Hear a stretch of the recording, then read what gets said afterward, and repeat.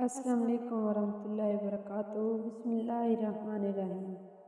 ये वजीफ़ा छोटा है लेकिन कमालात इतने बड़े हैं कि जिसको करने के बाद आपकी तमाम मुश्किलात दूर हो जाएंगी। आप कभी खाली दामन नहीं रहेंगे, आपके रिज़्क़ की बरसात हो जाएगी। बंदे से अगरचे बेशुमार गुनाह होते हैं लेकिन उसे अल्लाह ताला की रहमत और मग़फ़िरत से मायूस नहीं होना चाहिए। 5 शाबान को अल्लाह पाक के ये 2 नाम बताए गए तरीके के मुताबिक हाथ की उंगलियों पर 15 बार पढ़ लीजिए। मैं कामिल यकीन से कहती हूँ कि मेरा रब मुसल्ला छोड़ने से पहले तकदीर बदल देगा। रहमतों बरकतों की बरसात हो जाएगी। जो हाजत सालों से पूरी नहीं हुई वो एक दिन में पूरी हो जाएगी।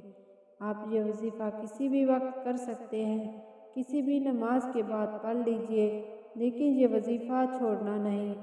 बावजू मसल्ले पर बैठकर नबी करीम सल्लल्लाहु अलैहि वसल्लम की ज़ात पर 3, 7 या 11 बार दरूद पाक पढ़ना है। अपनी हाजत को जहन में रखते हुए अल्लाह पाक के ये 2 नाम पढ़ने हैं, या रज़ाको या फताहो। हाथ की उंगलियों पर 15 बार पढ़ लें। ये इस दिन का ख़ास वजीफ़ा है। रिज़्क़ की बरसात हो जाएगी, हर काम में कामयाबी मिलेगी। या रज़ाक अल्लाह का सिफाती नाम है और अल फताह मुश्किल कुशा को भी कहते हैं। ये वजीफ़ा पढ़ने का मामूल बना लें।